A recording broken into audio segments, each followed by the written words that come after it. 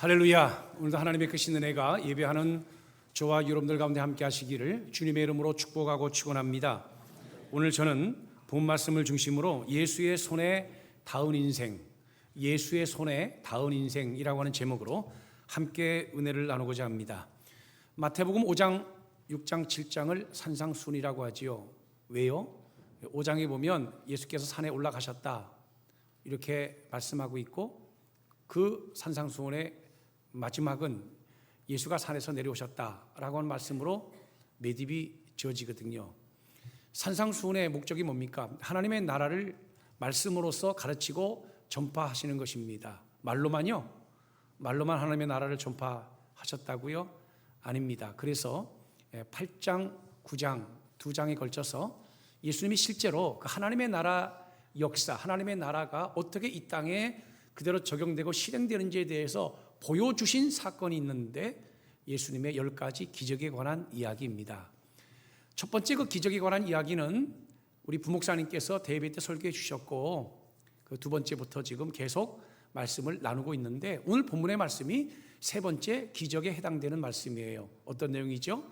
베드로의 장모가 열병으로 앓아 누운 것을 예수께서 보시고 그의 손을 잡아서 고쳐주신 사건, 그리고 그날 저녁에 많은 사람들이 병자들을 데리고 왔고 귀신 들린 자를 데리고 왔는데, 귀신 들린 자에게서는 귀신을 쫓아내 주시고 병든 자들은 말씀으로 다 고쳐주셨다라고 하는 병고침의 기적의 이야기입니다. 오늘 이 말씀 듣다가 우리 가운데도 병이 떠나가기를 예수 이름으로 축복하고, 귀신이 물러가고 떠나가기를 예수 이름으로 축복하며, 우리의 삶이 회복되기를 예수 이름으로 축복하고 축원합니다. 이와 같은 기적을 보여주시는 목적이 있을 거 아닙니까? 이유가 있을 거 아닙니까? 그것은 예수가 그리스도다라는 거예요. 예수가 메시아고 예수가 우리의 구원자다라고 하는 것을 말씀하기 위한 것입니다. 예수가 우리 인생의 답이라는 겁니다. 예수 만나면 우리 인생이 다시 달라지기 시작한다는 거예요. 예수 만나면 말 그대로 우리 인생이 리셋, 아예 공장 초기화가 되는 겁니다. 공장 초기화, 아예 처음부터 다시 시작이 되는 거예요. 철학, 또 인생관, 또 세계관, 월드뷰, 또 우리의 아이덴티티, 하여간 우리의 삶의 방향까지도 전부 다 리셋됩니다. 새롭게 출발할 수 있는 계기가 된다는 거예요. 예수 만나는 저와 여러분들 다 되기를 주의 이름으로 축복하고 축원합니다. 이렇게 병고침에 관한 이야기를 하신 후에 그것이 바로 선지자 이사야의 말씀을 이루기 위함이다, 이렇게 말씀하셨기 때문에 제가 확인해 드리는 겁니다. 마태복음 8장 17절, 이는 선지자 이사야를 통하여 하신 말씀에 우리의 연약한 것을 친히 담당하시고 병을 짊어지셨도다 함을 이루려 하심이더라, 이렇게 분명히 말씀하고 있지 않습니까? 구원자로 이 땅에 오신 예수님, 그 예수님은 우리의 연약한 것을 친히 담당하시고 병을 짊어지셨도다 그랬습니다. 예수님이 병 고친 것은 단순한 그 치료의 의료 행위가 아니라 우리의 연약함을 대신 담당하시고 병을 대신 짊어지신 것이라고 말씀합니다. 다시 말하면 인간의 연약함, 인간의 병을 주님이 자신의 몫으로 여기시고 자신이 담당하시고 자신이 대신 지셨다는 거예요. 아니, 몸은 내가 아픈데 예수님이 짊어지셨다고? 지금 괴로운 것은 나 자신인데 예수님이 그것을 담당하셨다고? 그 증거가 뭐냐는 거예요. 그 증거가 베드로 장모가 지금 열병을 앓아서 누웠습니다. 그런데 그 손을 잡았다는 겁니다. 그게 증거라는 겁니다. 왜 그러느냐? 여러분 들어보세요. 그 유대인들은 종교국가 아닙니까? 유대교라고 하는 한 종교를 믿는 종교 민족입니다. 선민 이스라엘 백성이고요. 그 유대 민족이 그 자신의 전반적인 삶에 걸친 모든 규율, 전반적인 삶에 걸친 어떤 규칙, 이런 것들을 전부 다 이 집대성한 게 있어요. 그것이 바로 탈무드입니다. 탈무드. 그 탈무드 안에는 성문율법, 그러니까 문서로 기록되어 있는 율법이 있고, 그다음에 구전, 구전 말로 전해지는 그 규율들과 율법들이 있고, 그다음에 그 모든 것들을 다 디테일하게 어떻게 우리의 삶에 적용하고 실천할 것인가 를 해석한 랍비들의 해설서가 또 있어요. 이것을 전부 다 묶어서 총칭하는 게 탈무드입니다. 근데 그 탈무드 안에는 할라카라고 하는 부분이 있고 아가다라고 하는 부분이 있어요. 할라카라고 하는 부분은 아주 법으로 딱 정해져 있는 거고, 그 다음에 아가다라고 하는 것은 이것은 비법률적인 거예요. 다시 말하면 어떤 교훈적인 부분이에요. 그러니까 교훈적인 부분을 빼고 법으로 딱 규정되어 있는 거, 이게 할라카인데, 그 할라카에 보면 절대로 열병 앓고 있는 사람과는 접촉하지 말라 이렇게 돼 있어요. 그러니까 지금 베드로 장모는 열병을 앓아 누웠으니까 베드로 장모의 손을 잡았다라고 하는 것은 할라카라고 하는 이 기율을 어긴 거예요. 어기지 않았다고 표현할지라도 그 법의 경계를 넘어선 거예요. 지금 예수님의 행위가 이게 보통 행위가 아닌 것입니다. 뿐만 아니라 여러분, 열병이라고 하는 것은 왜 열이 나겠어요? 몸에 염증이 나니까 열이 나는 거 아니겠어요? 열이 나는 병들은 대부분 전염이 됩니다. 우리가 감기 걸리면 열이 나지요? 감기 걸려서 열 펄펄 끓는 사람 옆에 가면 감염이 되잖아요. 염증을 치료하기 위해서 몸의 온도를 높이는 게 열이지 않습니까? 우리야 뭐 조금만 감기 들어도 감기약부터 자꾸 먹어서 해열제 먹고 해서 열을 내리지만 당장 괴롭고 고통스러우니까 사실은 그 열이 우리의 병을 치료하는 과정이잖아요. 그런데 아마 이 열병은 아마 치료받기가 어려운 아주 심각한 병이었던 것 같아요. 그러니 알아두러 누웠던 거 아니겠습니까? 예수님께서 그 집을 방문했다고 하는 것도 상식적으로는, 유대 사회에 있어서 상식적으로는 이해가 가지 않을 뿐만 아니라 그 방문을 열고 들어갔다고 하는 것은 이미 경계를 넘어서신 거예요. 그런데 어쩌자고 예수님은 그 병자의 손을 잡아서 치료했다는 거예요. 이건 터치했다는 거잖아요. 만졌다는 거잖아요. 이것은 유대 사회에서 있을 수가 없는 일이었다는 거죠. 그러면 왜 감염의 위험이 있음에도 불구하고 예수께서 굳이 손을 잡으셨냐는 거예요. 귀신 들렸던 자들은 귀신을 내어 쫓았잖아요. 모든 병자들을 말씀으로 치료하셨어요. 지금 이 병자는 맹인이나 안진뱅이가 아니에요. 열병을 앓아 누웠단 말입니다. 다시 말하면 감염이 된다는 얘기예요. 그래서 할라카 그 규례도 보면 접촉하면 안 된단 말이에요. 근데 예수님이 그의 손을 잡으셨다는 거예요. 이 손을 잡았다고 하는 것, 이것이 바로 뭐냐면 예수님이 그 병을 짊어지셨다, 그 병을 담당하셨다라고 하는 뜻이라는 거예요. 할렐루야, 할렐루야. 할라카라고 하는 율법의 경계를 예수님은 은혜로 뛰어넘으신 거예요. 그 사랑의 새로운 하늘나라의 법으로 뛰어넘으신 거예요. 그리고 그것이 바로 그렇게 베드로 장모의 열병 앓은 손을 잡는 그것이 바로 오늘 본문은 결론적으로 그가 메시아인 증거다라는 거예요. 예수님께서 이 땅에 오셔서 하신 일이 뭐예요? 우리의 모든 질고 우리의 모든 죄악을 다 짊어지시고 골고다 언덕으로 올라가셔서 십자가에 못 박혀 죽으셨잖아요. 믿어지면 아멘. 믿어지면 아멘. 여러분, 우리가 믿는 주님, 우리가 믿는 메시아는 어떤 분이시냐면 우리가 가장 힘들고 우리가 가장 아파하고 우리가 가장 괴로워하는 그 자리에 방문하시는 주님이세요. 찾아오시는 주님이세요. 믿어지면 아멘. 믿어지면 아멘. 이것이 바로 그리스도의 사랑이란 말이에요. 그래서 어거스틴이 뭐라 그랬냐면 그 예수님의 손은 사랑의 도구이고 율법이 아닌 은혜의 손이다, 이렇게 말씀하셨어요. 예수님은 율법의 경계를 넘어 은혜로 그 환자를 치료하고 있는 것입니다. 그게 바로 예수님의 사랑이셨다는 거예요. 그것이 예수가 메시아라고 하는 증거라는 거죠. 다시 읽어볼까요? 17절. 이는이라고 하는 말은 뭐예요? 그렇게 예수님의 행하신 모든 일들은, 그 다음에요, 선지자 이사야를 통하여 하신 말씀에 우리의 연약한 것을 친히 담당하시고 병을 짊어지셨도다. 할렐루야. 예수님이 열병 앓는 여인의 손을 잡은 것은 단순한 어떤 터치가 아니라 이것은 은혜의 통로가 연결되는, 은혜의 통로가 이어지는 작업이었다는 거죠. 주님의 놀라운 사랑이 아닐 수가 없습니다. 이런 의미에서 볼 때에 우리가 인생을 살면서 때로 몸도 아프고 또 마음도 힘들고 영혼의 갈급함이 있고 할 때 우리가 오직 붙들어야 할 분이 누구시냐는 거예요. 주 예수 그리스도 아니십니까? 사실 우리는 너무 멀리서 예수님을 바라보고 있는 거예요.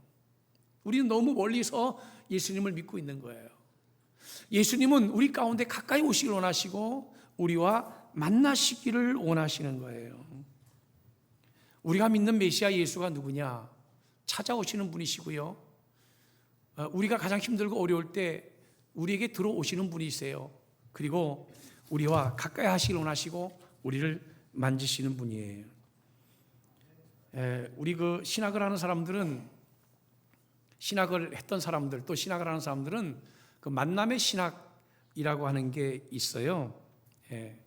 Theology of Encounter. 이게 만남의 신학이라고 하는 게 있는데, 그 만남의 신학의 그 개념이 뭐냐? 마틴 부버라고 하는 사람이 있는데, 이 사람이 그 오스트리아 출신인데, 그 유태계 출신인데, 이분이 그 종교 철학을 했고 원래 이 기독교 윤리를 가르치던 교수인데요. 이분이 나와 너라고 하는 책을 썼어요. 인간의 관계를 나와 너와 그리고 나와 그것, 이트죠. 이트, 그것, 이트. 신앙이라고 하는 것은 나와 그것의 관계가 아니라 나와 너의 관계라는 거예요. 예수 그리스도 안에서 인격적으로 우리와 만나는 것, 대면 사건을 통해서 우리가 신앙이라고 하는 것이 형성되고 신앙이라고 하는 것이 이루어진다는 거예요. 그러니까 인격적인 만남이 없이는 절대 신앙이 이루어지지 않는다는 거예요. 그래서 그분의 주장은 뭐냐면, 신앙이라고 하는 것은 교리나 제도가 아니라 살아있는 관계적인 만남이다. 우리가 아무리 예배당 다니고 교회 다니고 무슨 교회 어떤 조직에 들어가서 조직 활동을 하고 이렇게 한다 할지라도 나와 인격적인 하나님과의 만남의 경험이 없다면 그것은 신앙이 이루어지지 않는다, 이렇게 보는 것이죠. 만남의 신학에 있어 아주 대표적인 신학자 중에 한 사람이 에밀 브루노인데요, 그분의 말이 바로 그 말이에요. 진리는 교리나 개념이 아니라 만남이다. 인카운터라고 하는 개념이 뭐예요? 인카운터. 그것은 내가 만나고 싶어서 만난다기보다도 뉘앙스가, 난 영어를 잘 모르지만 그 우연히 만나는 거잖아요. 만나기 싫은데 갑자기 맞닥뜨리는 거잖아요. 때로는 내가 만나기 싫었던 사람과 만나는 것이고요, 나의 대적과 어쩔 수 없이 시합할 수밖에 없는 그런 뉘앙스를 가지고 그런 뉘앙스를 가지고 있는 거잖아요. 그러니까 신앙이라고 하는 것은 비록 나는 우리 주님과 맞닥뜨릴 마음이 없는지 몰라요. 그런데 어느 날 갑자기 우리 주님이 탁 나에게 다가온 거예요. 그래서 나와 함께 만날 때, 그 만남이 이루어질 때, 그 부딪힘이 이루어질 때, 여기서부터 신앙이라고 하는 것이 형성된다는 거예요. 하나님과의 만남, 주님과의 만남이 없이는 절대로 신앙이 이루어지지 않는데 우리는 너무 멀리서 신앙생활하고 있다는 겁니다. 주님께서 말씀하셨잖아요. 수고하고 무거운 짐진 자들아 다 내게로 오라, 내가 너희를 쉬게 하리라. 할렐루야. 주님과 만나는 순간 우리 인생은 완전히 달라지는 거예요. 폴 틸리가 뭐라 그러냐면, 궁극적인 관심과의 만남, 신앙을 궁극적인 관심이라 그랬는데 궁극적인 그 관심과의 만남, 이것이 바로 신앙이다. 만남적 관계를 통한 인간의 실존이 결국 인간을 치료한다. 이렇게 좀 어렵지요. 이렇게 이야기하고, 칼바르트도요, 계시라고 하는 것은 하나님이 먼저 인간에게 오시는 일방적인 만남을 의미하는 것이다, 이렇게 이야기를 했어요. 실존적인 만남으로 신앙이 이루어진다라는 것입니다. 이런 의미에서 볼 때 예수님께서 베드로 장모의 집에 찾아오셨고 그 문을 열고 들어오셨고 그를 잡으셨다고 하는 것은 놀라운 역사가 아닐 수가 없어요. 사실 열병은 아무것도 아니에요. 마가복음 5장에 보면, 마가복음 8장 3절에 보면 우리 첫 번째 기적, 첫 번째 예수님이 산에서 내려오셔서 일으키셨던 기적은 마태복음에서 말씀드리는 거예요. 8장 3절에 나병 환자, 문둥병이죠. 나병 환자를 치료한 사건인데 거기에도 보면 예수께서 손을 내밀어 그에게 대시며 이르시되 내가 원하노니 깨끗함을 받으라 하시니 즉시 그의 나병이 깨끗하여진지라. 그 나병도 손을 대시며 그에게 손을 내밀어 그에게 대시며 이르시되 그랬어요. 아니 예수님께서 말씀으로 얼마든지 고칠 수 있지 않아요? 그리고 그에게 손을 대셨지만 결국 말씀으로 그를 고치셨어요. 근데 왜 굳이 손을 나병 환자에게 댔을까요? 여러분 나병 환자 아시지 않습니까? 살에서 물집이 생기고 피가 줄줄 흘러내리고 이 진물이 흘러내리고 살점이 떨어져 나가고 그 나병을 여러분 잘 아시잖아요. 피부병 아닙니까? 근데 어쩌자고 예수님이 그 나병에게 손을 대셨다는 거예요. 그게 뭐냐면 예수님이 담당할 그 리스크를, 전염의 리스크, 그 리스크를 담당하시고 짊어지셨다는 거예요. 그게 바로 십자가의 사랑이라는 거예요. 그게 바로 메시아라고 하는 증거라는 거예요. 여러분, 병 고치는 게 메시아면 그럼 의사들이 다 메시아예요? 마술로 병 고치면 그거 다 메시아입니까? 예수님은 우리의 모든 질병을 다 담당하고 짊어지셨다는 거예요. 우리는 왜 내가 이렇게 아프고 어려운데 하나님이 침묵하실까라고 생각하지만 하나님은 침묵하시는 것이 아니라 오늘도 우리에게 다가오고 계신 중이라고 하는 사실을 믿으시기를 주의 이름으로 축원합니다. 그게 바로 우리 주님의 사랑이라는 거예요. 그게 신앙이라는 거예요. 아픔의 현장으로 찾아오시고 만나주시는 것, 그것이 바로 신앙이라는 거예요. 여러분, 우리의 구주, 우리의 메시아 그리스도는 회당이라고 하는 종교적인 울타리 안에 계신 분이 아니에요.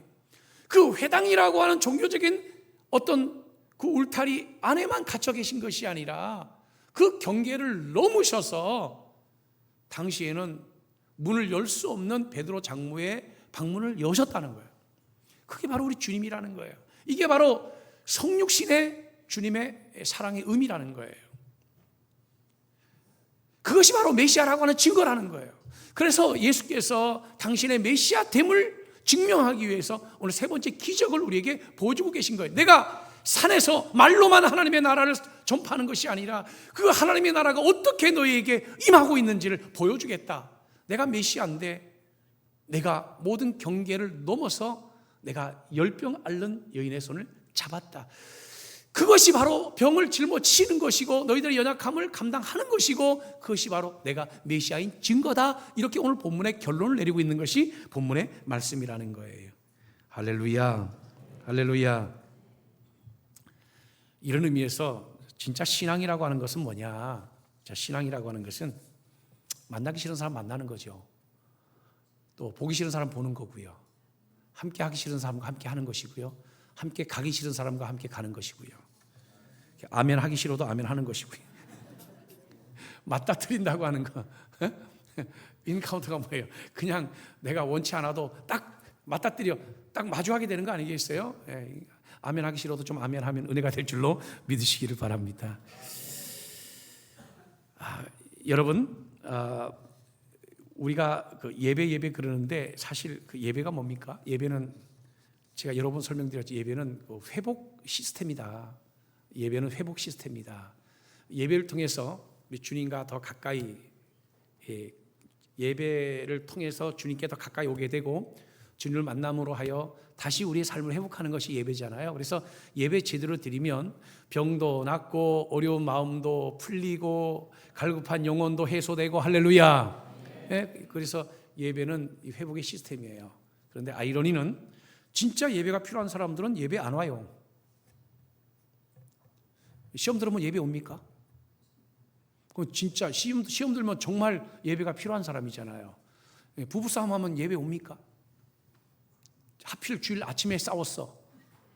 11시 예배인데 9시에 싸웠어. 옵니까 안 옵니까? 정말 와야 되지 않아요? 부부싸움 했으면 빨리 회복해야 되니까. 그런데 예배를 보면 참 아이러니가 정말 와야 될 사람들은 안 와요.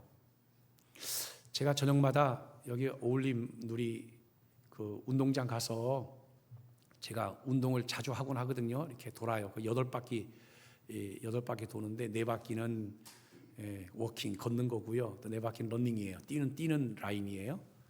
돌아요. 4바퀴 걷고 4바퀴 뛰고 걷습니다. 운동장 가보면 참 내가 좀 내 마음이 좀 혼란스러운 게 가서 뛰는 사람들 보면 전혀 안 뛰어도 될 사람은 다 와서 뛰어요. 뛰어야 될 사람들은 절대 죽어도 안 나와 저기. 제가 그 웨이팅 때문에 그 헬스를 가거든요. 헬스를 가면 거기서도 똑같아요. 전혀 운동이 필요 없는 사람들만, 이런 사람들만 하고 운동하고 정말 운동이 필요한 사람은 절대 안 와요. 그 예배도 그런 것 같아요. 예배도 정말 예배 드려야 될 사람들은 좀처럼 예배를 안 와. 지금 여기 안 오신 분들. 근데 그 중에는 아슬아슬한 분들도 계셔. 한 주 한 주 버티고 있다. 저거 언제 한번 터지지. 곧 터지지 저거. 솔직히 말하면 아슬아슬해. 근데 어차피 말해도 안 들어. 협박하는 게 아니라 나의 솔직한 어떤 그 영적 느낌을 얘기하는 거예요. 거의 다 됐어. 뻥 터지면 돌이킬 수 없어. 안 와. 이제 한 주 한 주 넘어가니까 넘어가는 줄 알아. 절대 여러분 그렇지 않아요. 기도를 안 해도 믿음 지키는 사람들은 와서 아주 열심히 기도를 하는데 진짜 기도해야 될 사람들은 기도 안 와. 신기하죠? 나는 제일 신기한 사람이 누구냐면 1년에 절기 때만 교회에 오고 믿음을 지켜. 나는 매일 새벽 기도해도 믿음을 지킬까 말까 한데 어떤 분들은 격조로 예배드려도 믿음 잘 지켜내는 걸 보면 나는 대단하다고 생각을 해요. 여러분 무슨 얘기하다 그랬죠? 예배가 회복의 시스템이라고요. 할렐루야. 마태복음에서 예수를 누구라고 하냐면 유대인의 왕이라고 소개합니다. 왕은 왕인데 어떤 왕이죠? 어떤 왕이에요? 임마누엘 왕이잖아요. 우리와 함께 하시는 왕. 군림하고 통치하는 왕이 아니라 섬기시는 왕. 아프고 힘들 때 우리에게 찾아오시는 왕.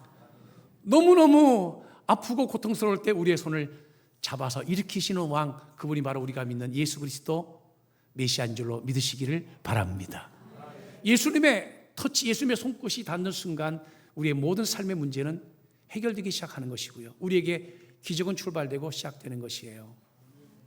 옆에 두 사람씩 쳐다보면서 반대편 사람이 나를 막 욕을 하고 나에게 퍼댄다고 한번 생각을 해보세요. 그럴 때 가장 확실한 치유와 회복의 방법은 말로써 상대방을 이기는 것이 아니라 그래 미안해 그리고 끌어안아주는 거잖아요. 이렇게 꽉 안아주면 다 풀리는 거 아니겠어요? 문제아 뒤에는 문제 부모가 있죠. 애들이 왜 문제아가 됩니까? 사랑이 부족해서 그런 거예요. 사랑이 부족해서. 자녀들이 막 삐딱하게 막 딸이 엄마한테 막 포악하게 소리 지르고 막 그럴 때에 딸아 내가 너를 사랑한다. 그리고는 엄마가 딸을 이렇게 안아보세요. 그럼 그 아이가 삐뚤어져 나가는가 아니면 엄마 품에서 모든 어떤 그런 분노와 울분이 다 녹아내리는가 한번 해보세요. 제가 밖에 외국에 나가보면요 제일 보기 좋은 모습이 뭐냐면 딸하고 엄마하고 여행 오는 거예요. 나는 그게 너무 보기 좋은 거예요. 여러분들이 아멘 안 해도 나는 보기 좋아요. 근데 신기한 것은 아들하고 아빠하고 여행 온 사람은 거의 못 봤어요. 나는 곰곰이 생각했습니다. 왜 그럴까 이렇게 고민해 봤더니 내 경험에 비춰보면요 아들하고 여행을 가면 여행비를 아빠가 대. 그런데 딸하고 여행을 가면 보통 여행 경비를 딸이 대더만. 그 아들들 그러니까 아빠들은 잘 안 따라가. 근데 엄마들은 잘 따라가지. 그래서 보면 딸들이 엄마하고 여행을 다녀요. 해외여행을 다녀요. 아멘. 200 정년이 일어나죠. 예. 어떻게 왔냐고 물어보면 대학교 졸업 맞고 엄마하고 여행 나왔다. 어떻게 여행을 왔냐 그러면 내가 이제 아이를 하나 낳았는데 그 아이가 떨어질만 해서 그동안 너무 엄마 자주 찾아뵙지도 못하고 엄마하고 가까이 못해서 엄마하고 이렇게 여행을 나왔다. 예? 이렇게 얘기하는 게 나는 너무 보기 좋아요. 나는 우리 집에도 그런 기적이 일어나기를 축복합니다. 그런데 더 신기한 것은 시어머니하고 둘이 여행 온 사람은 한 번도 못 봤어. 하기야 내가 외국을 자주 나가는 사람이 아니니까. 여러분 그 부모와 자녀의 관계의 갈등이라고 하는 것은 결국 이 스킨십의 부족이고 터치의 부족이잖아요. 부모 품에 있는 자녀는 삐뚤어져 나가지 않아요. 자녀가 끌어안고 있는 부모는요 불안하지 않아요. 뭐가 불안합니까? 우리가 보험 아무리 얘기해도 그래도 여전히 아무리 시대가 바뀌어도 우리의 가장 그래도 완전한 보험은 하나님 빼고야 내 자녀 아니겠어요? 내가 죽으려고 이렇게 눈을 감았다가 마지막 눈을 이렇게 떴을 때에 그 앞에 보이는 내 아들, 내 딸, 그게 내 인생의 보험 아니에요? 예, 아니면 취소하겠습니다. 아니면 말고.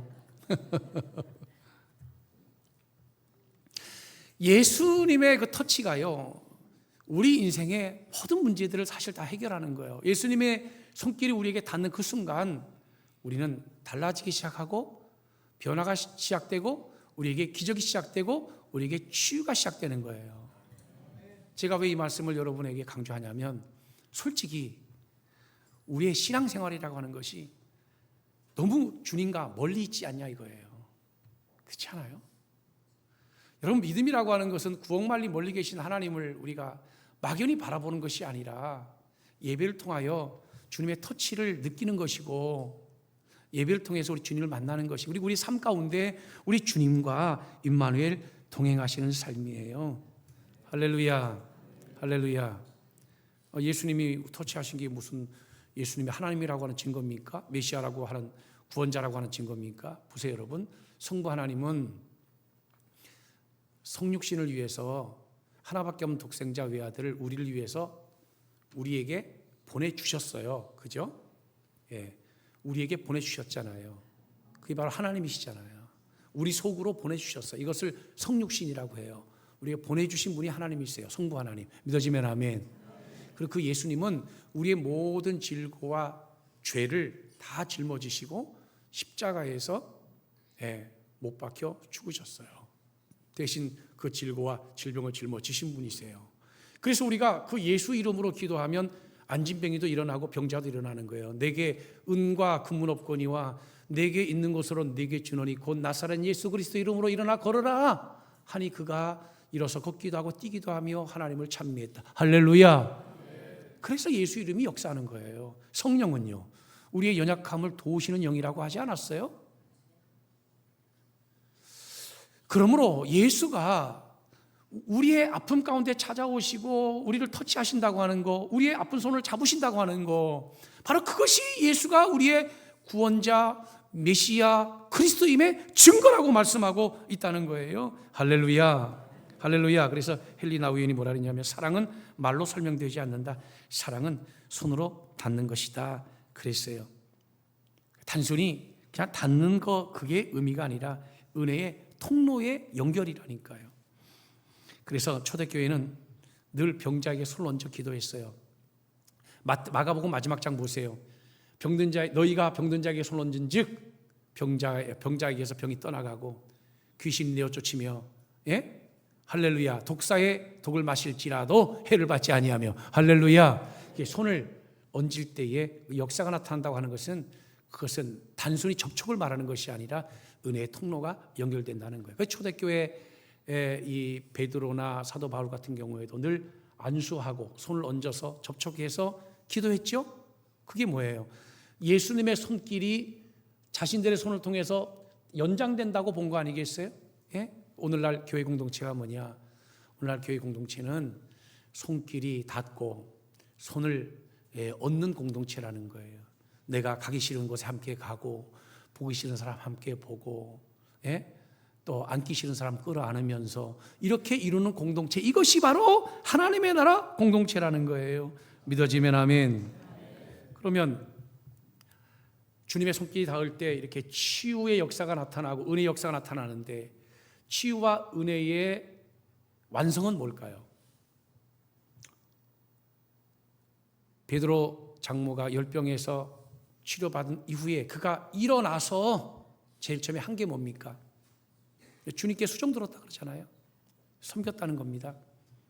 여기서 일어났다고 하는 말이 놀라운 단어인데요, 이게 부활을 얘기할 때 쓰는 단어예요. 죽을 수밖에 없는 병에서 고침받은 것은 작은 부활을 경험한 겁니다. 사실 예수님의 치료는 병을 고치는 정도의 개념은 아니에요. 예수님의 치료는요, 성경에 보세요. 치료가 그 감기약 먹어도 나을 수 있는 병을 고친 것인가, 아니면 인간의 힘으로는 고칠 수 없었던 불치병을 고친 것인가? 네? 예수님께서 고치신 질병들은 대부분이 다 불치병이거든요. 다시 말하면 예수님은 단순히 병을 고치는 의사가 아니라 사실 우리의 생명을 살리시는 분이세요. 믿습니까? 그렇게 하나님께 은혜를 경험했으면 그 받은 은혜, 치유의 완성이 뭐냐? 섬김이라는 거죠. 뭐 은혜 꽤나 받았네 그러면서 하나도 섬기지 않고, 내가 옛날에 기도하다 방언도 받고 병도 고치고 무슨 뭐 환상도 보고 꿈도 꾸고 난리를 부리는데 전혀 섬김이 없다면 그게 무슨 신앙이에요? 그게 샤머니즘이지, 그게 어떻게 신앙이에요? 신앙이라고 하는 것은 인격적으로 주님을 만나는 만남의 경험이 있어야 하고, 그 만남의 완성은 섬김이란 말이에요. 우리가 하나님을 섬기고 하나님의 공동체를 섬기며 이웃을 섬겨내는 섬김이란 말이에요. 여러분, 세상 사람들이 교회를 볼 때에 교리부터 듣습니까? 아니요. 교리를 먼저 듣는 게 아니라 교회의 손길을 먼저 보는 거예요. 맞아요, 안 맞아요? 맞잖아요. 그게 현실이잖아요. 섬김이 없는데 어떻게 거기에서 영혼 구령이 나타나고, 섬김이 없는데 거기서 어떻게 일어섬을 우리가 얻을 수 있냐는 거지. 정말 은혜를 경험한 사람은 어떤 방편, 어떤 방법이라든지 섬기는 역사가 나타난다는 것이죠. 좋은 교회는 설교 잘하는 교회가 나는 아니라고 생각을 해요. 좋은 교회는 내가 섬길 수 있는 교회가 좋은 교회예요. 좋은 교회는 큰 교회가 아니에요. 좋은 교회는 작고 가족 같은 교회가 아니에요. 좋은 교회는요, 내가 섬길 수 있는 것이 있는 교회가 좋은 교회예요. 따라해 볼까요? 섬길 수 있는 부분이 있는 교회가 좋은 교회다. 할렐루야. 사실 그런 거 아닙니까? 예. 여러분, 우리의 주님은 바로 예수 그리스도이십니다. 예수 그리스도를 너무 멀리서 대하지 않습니까? 여러분, 가까이 오십시오. 영접하는 자, 곧 그 이름을 믿는 자들에게는 하나님의 자녀가 되는 권세를 주신다라고 했습니다. 주님께 가까이 오셔서 주님 붙드시고요, 병도 고치시고요, 삶의 문제도 해결받으시고요, 그래서 그분이 메시아임을 믿으시고요, 그 주님을 섬겨낼 수 있는 우리 모두가 되기를 예수 이름으로 축원합니다. 기도하겠습니다. 고마우신 하나님, 은혜와 사랑을 감사합니다. 오늘도 하나님의 귀하신 말씀을 통해서 은혜 받고 깨닫고 도전받게 하시오니 감사를 드립니다. 하나님, 예수의 손에 닿는 인생이 되어 우리의 삶이 새롭게 시작되고 새롭게 도약할 수 있도록 인도하여 주옵소서. 예수님의 이름으로 감사하며 기도합나이다. 아멘.